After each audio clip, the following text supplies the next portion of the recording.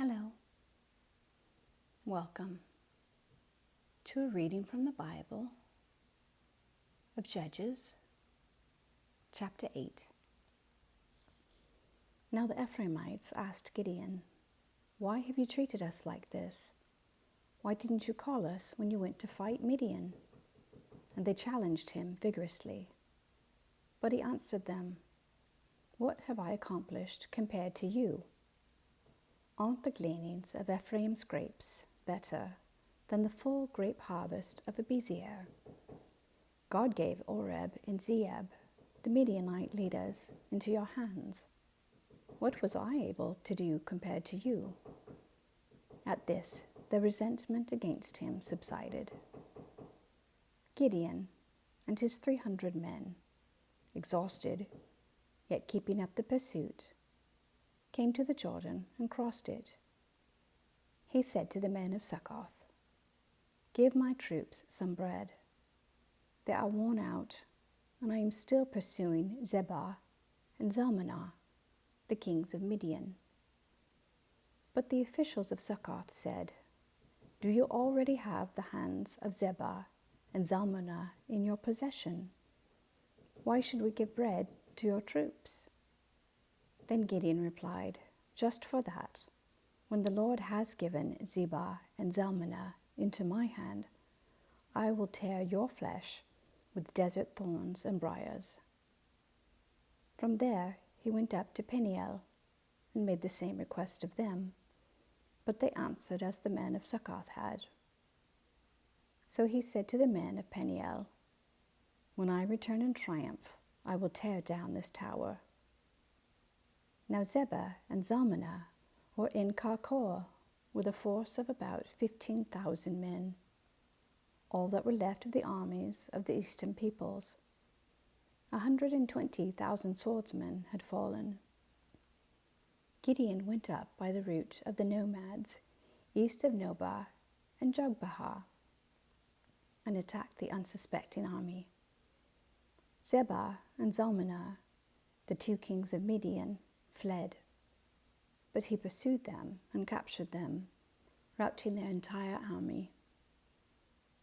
Gideon, son of Joash, then returned from the battle by the pass of Heres.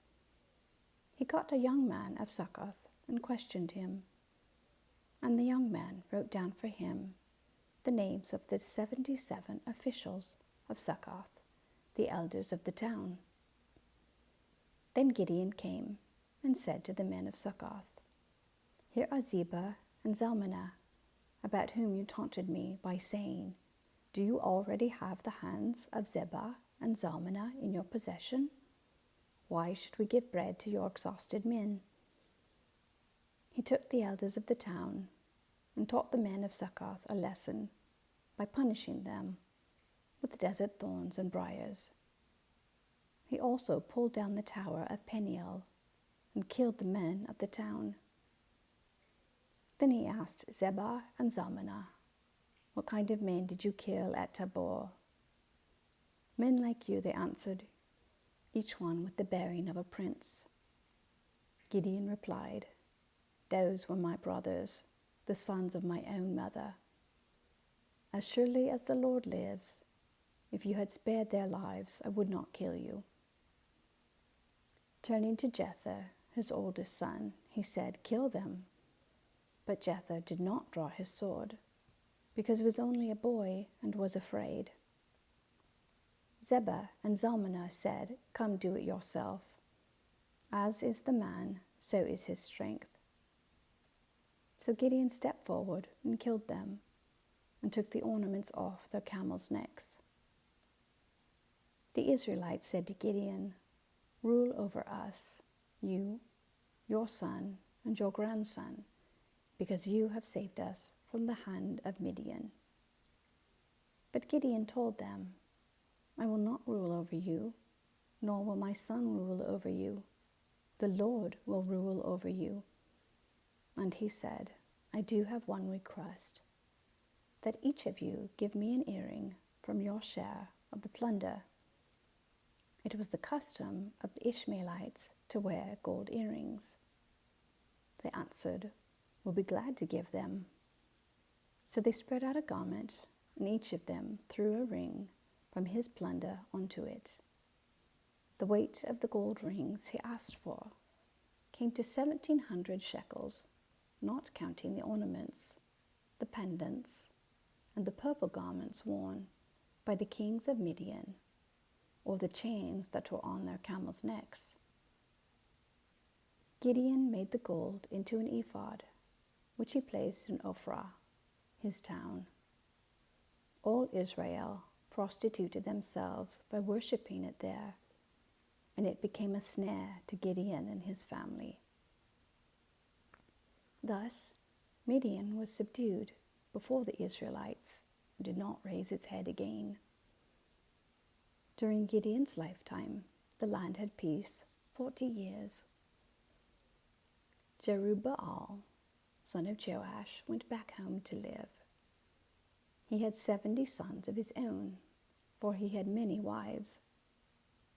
His concubine, who lived in Shechem, also bore him a son, who he named Abimelech. Gideon, son of Joash, died at a good old age and was buried in the tomb of his father, Joash in Ophrah of the Abiezrites. No sooner had Gideon died than the Israelites again prostituted themselves to the Baals. They set up Baal-berith as their god, and did not remember the Lord their God, who had rescued them from the hands of all their enemies on every side. They also failed to show any loyalty to the family of Jerubbaal, that is Gideon, in spite of all the good things he had done for them. Amen. Thank you for listening.